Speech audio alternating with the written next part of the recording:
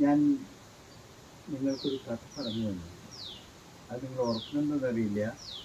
അത് പ്രകൃതിയിലെ ചെമ്പരത്തിയുടെയും മുല്ലയുടെയും കഥയാണ്.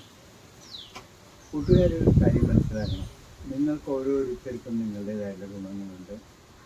ചിലപ്പോൾ അല്പം ദോഷങ്ങളുണ്ടായിരിക്കും, വ്യത്യസ്തതകളുണ്ട്.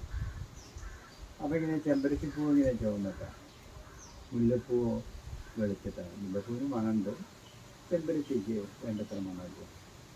പക്ഷെ പൂക്കളെ നമ്മൾ താരതമ്യപ്പെടുത്തിയത് നമ്മുടെ കുട്ടികളെ പോലെ വിശാലമായ ലോകത്തെ കാണാൻ, നീലാകാശത്തെ കാണാൻ ചെമ്പരത്തിപ്പൂവും അതുപോലെ തന്നെ മുല്ലപ്പൂവും കണ്ട സ്വപ്നങ്ങളാണ്. ചെമ്പരത്തിപ്പൂ ചുമന്ന പൂവാണ്, മുല്ലപ്പൂ വെളുത്ത പൂവാണ്. മുല്ലപ്പൂ രാത്രിയിലാണ് വിടരുന്നത്. ഒരു കാര്യം മനസ്സിലാക്കണം, പ്രകൃതിയുടെ വരദാനമാണ് പൂക്കൾ.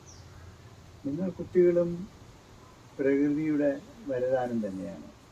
അതുകൊണ്ടാണ് ഞാൻ നിങ്ങൾക്ക് പാടിത്തരാറുള്ളത്, പ്രകൃതിയിൽ നിന്ന് പഠിക്കുക നമ്മൾ പരമാർത്ഥങ്ങൾ, സത്യങ്ങൾ എന്നും പാടിത്തരാറുണ്ട്. നിങ്ങളൊന്ന് നോക്കൂ, നമുക്ക് ചുറ്റുമുള്ള പ്രകൃതിയിലെ സസ്യജാലങ്ങളെ പറ്റിയിട്ട്. ഉദാഹരണത്തിന് മുന്തിരിവള്ളി പടർന്ന് കയറി അവസാനം മുന്തിരിങ്ങയുണ്ടാവും. കുട്ടിക്കാലത്ത് നമ്മൾ പഠിച്ച കഥയുണ്ടല്ലോ, കിട്ടാക്കനി കിട്ടാത്ത മുന്തിരിങ്ങ പുളിക്കും എന്നുള്ളത്. അങ്ങനെ എത്ര എത്ര കഥകളാണ് നമുക്കുള്ളത്. ഓരോന്നിനും അതിൻ്റേതായിട്ടുള്ള പ്രത്യേകതകളുണ്ട്. ഞാൻ ഇത്രയും പ്രകൃതി സൗന്ദര്യത്തെപ്പറ്റി, പ്രകൃതിയെപ്പറ്റി, പ്രകൃതിയും കുട്ടികളും തമ്മിലുള്ള ബന്ധത്തെപ്പറ്റി ഒക്കെ നിങ്ങളോട് സംസാരിക്കാനുള്ള കാരണം എന്താണെന്നറിയാം. അറിവിൻ്റെ കേദാരഭൂവിൽ വിളയുന്ന കനിയാണ് ജീവിതം കൂട്ടുകാർ. ഒന്ന് പാടി നോക്കൂ.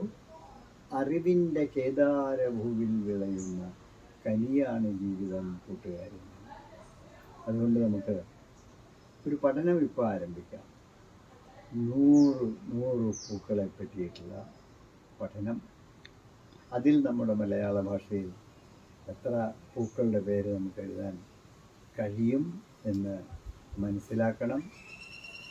പൂക്കളെ പറ്റിയിട്ടുള്ള നമ്മളുടെ പഠനം നമ്മുടെ ജീവിതത്തെ ഉന്നതിയിലേക്ക് നയിക്കും. അപ്പോഴാണ് നമ്മുടെ പൂന്തോട്ടത്തെ പറ്റി നിങ്ങൾ എന്താ പാടാറ്? എന്തൊരു ചന്തം പൂന്തോട്ടം. നന്ദി.